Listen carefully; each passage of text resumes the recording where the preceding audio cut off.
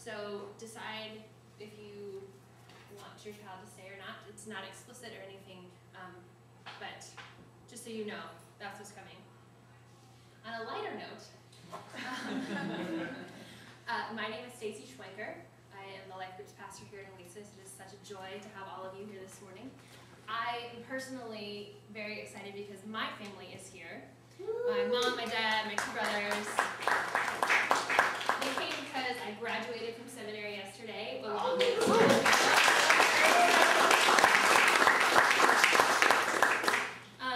it's really exciting what the Lord has been doing. And so thank you for listening to me this morning. And so I'm going to start off with a story about my family. My brother Andrew is sitting here videotaping me to check for accuracy, is what he says. So, Peter, can you put up the first slide, please? This is a picture of me and Andrew. Andrew and I are 5 years apart, so I'll be 29 next month. He's 24 right now. This was taken when we were, I don't know, he looks 2 or 3. You say, Mom? You don't know? No, if there's 5 years difference. How old is he? Oh, he's probably 3. 3, okay. So Andrew's 3, so I'm probably about 8. And I'm supposed to be the older, wiser sister to teach my brother the ways of the world and to be a good leader and a good example. So here's the next picture of Andrew. He looks so happy. Look how excited he is. He has this thing, this little frog toy. And how this toy works is there's this little pump right here, and there's a tube that takes you to the actual little plastic frog. And so you squeeze the pump, and you set the frog on the table. When you squeeze it, the frog jumps. It's like this hopping frog. Coolest so amusing toy for a 3-year-old. He just thought it was so neat. He was like, look at this frog, look what it does, yay! So, we got the frog in the summer, and in the winter time, at my parents' house, we have a fireplace that's enclosed, and what that means is that there's like this box around it, this metal box, so there's a really smooth surface, and then there are doors on the front that open up, and you put the firewood in there. So this one winter day, they started a fire, and they left Andrew and I with the babysitter, and they went off to do something. So Andrew's playing with his frog, and I said, Andrew, give me a kiss. And Andrew is a very stubborn person, and Andrew was like, no, I'm not giving you a kiss. I'm also very stubborn and bossy, and I said, Andrew, give me a kiss. And he's like, no, I'm not giving you a kiss. And so it's kind of escalating, and I finally said, Andrew, if you don't give me a kiss, I'm going to put your frog on the fireplace. Andrew, again, he's not budging, so he says, I don't care. So I take the frog, and I put it on the fireplace. And Andrew is following along behind me, and he's like, don't put my frog on the fireplace. And he goes, and he touches the fireplace to try to get the frog off. And he burns his hands. And he of course, being 3, is really upset. His hands are burned, and he's in extreme pain, and the poor frog is starting to melt on the fireplace. So somehow the babysitter rescued the frog, started to take care of Andrew, and then my parents come home to find this drama of Andrew being traumatized. Now, this is a story that Andrew continues to bring up. In all fairness, it was a traumatic event. He was a child. Even to the point that on Friday night, my parents came into town, my whole family, we go out to dinner, we're sitting at dinner, and I said, hey, Andrew, I was wondering if I could bring up the frog story in my sermon on Sunday, because it's going to illustrate a point. And he's like, yeah, I guess you can, I can't believe you did that. Like, he's still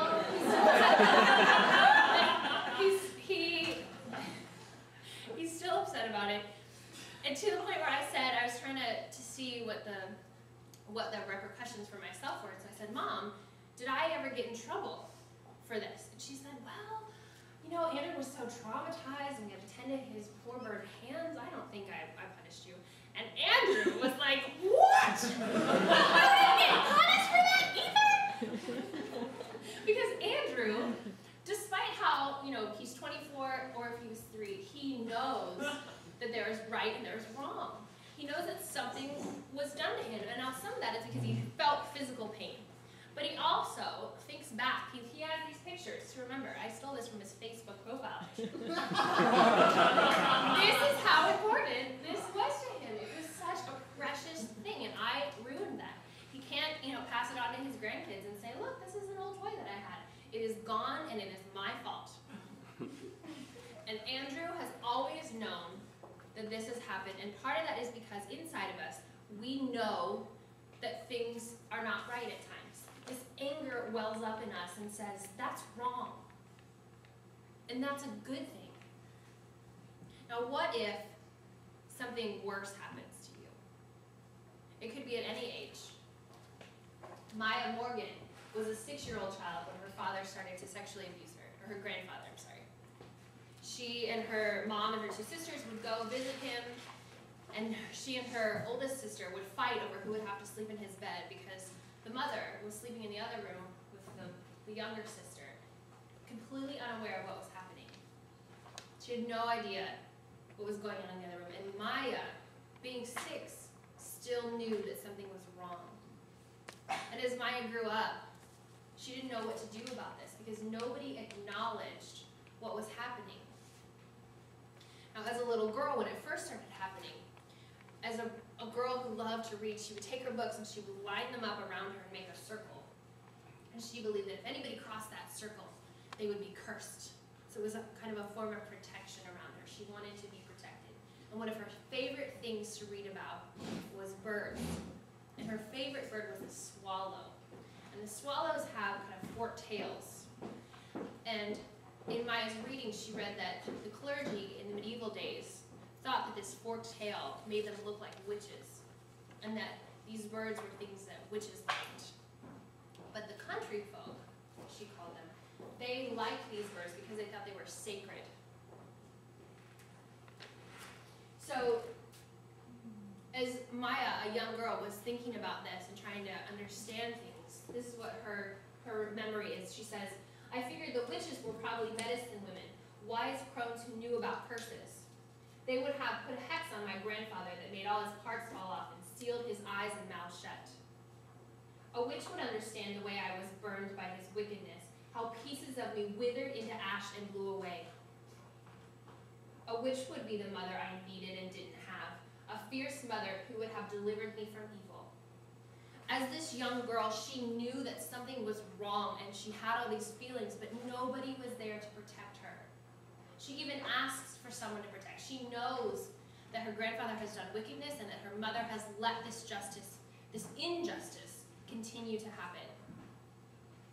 And she's, in a sense, kind of wishing that there was someone to protect her. She wishes that these women were there, and so she kind of invokes their spirits to come. Now, we as Christians don't see a lot of power in that, in these tales of witches. But we do see a lot of power in God. And our God listens if you're young Andrew, young Maya, old Andrew, old Maya. No matter what injustice has been done, he still listens and he cares about that. Now, what do we do if we don't deal with this injustice? If we don't deal with the anger that says something is wrong? Maya talks about how she wished someone would pay for what had happened, but since nobody was going to pay, she just kind of absorbed it into herself. But that got to a point where she couldn't take that anymore, and so she was looking for a sort of outlet.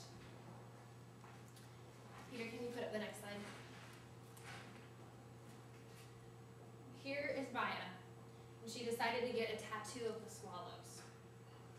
So she goes to the tattoo parlor, and they put the tattoo on her left arm, which is her weaker arm, and it gets all raised and bubbly and red, and then they take pink saran wrap and cover it, and then cover it with gauze, and so she leaves there with this massive thing on her arm. And she says, I had expected to feel strong and brave and cool after the tattoo, but the bandage threw me. I felt wounded and weak.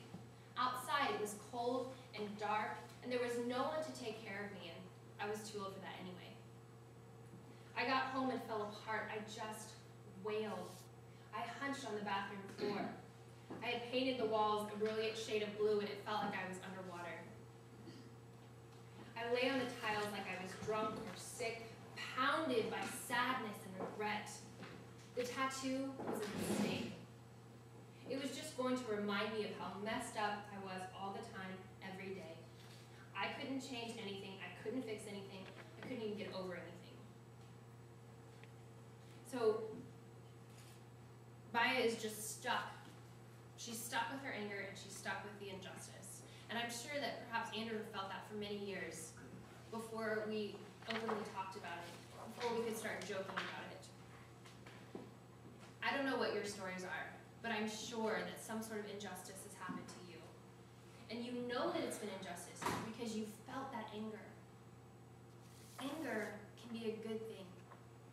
Sometimes anger is something that we act on in vengefulness and we strike out against the people that have hurt us.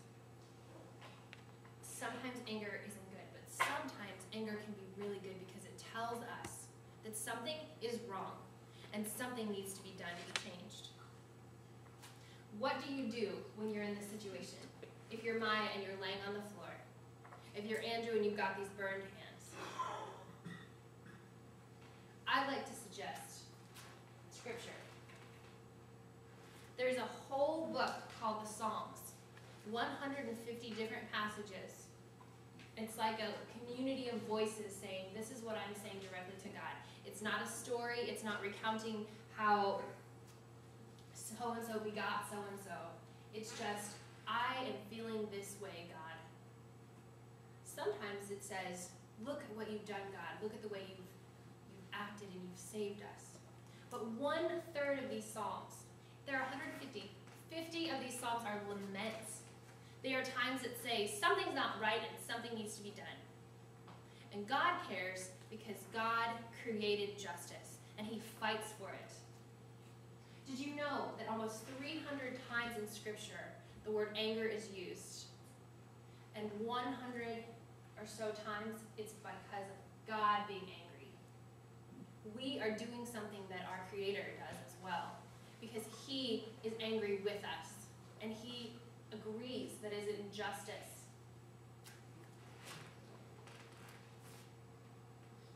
Our Psalm for today is Psalm 13.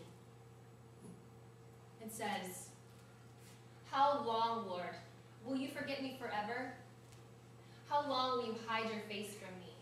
How long must I wrestle with my thoughts and day after day have sorrow in my heart?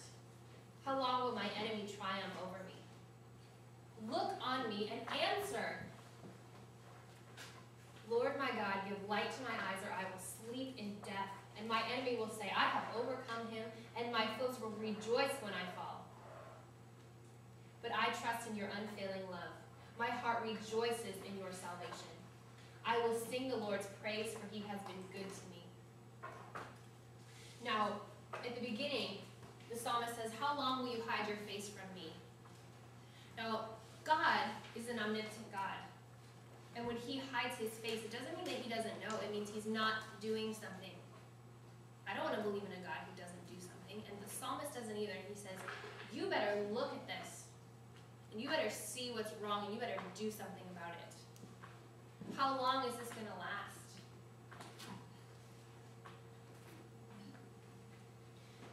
It also talks about the enemy.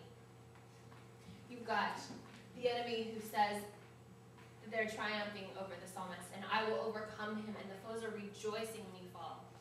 Now, who is our enemy? The word for enemy in Hebrew is zar, which is where we derive our English word czar from. It is this great, powerful dictator that you're helpless to fight against. But I think enemies come in all different ways. They can be people. They can be people that we're fighting against, but they can also be intangible things. They can be little lies that come into your head and say you're not good enough. You've done this wrong. You're not qualified for that. They can be someone else's voice that keeps playing over and over in your head.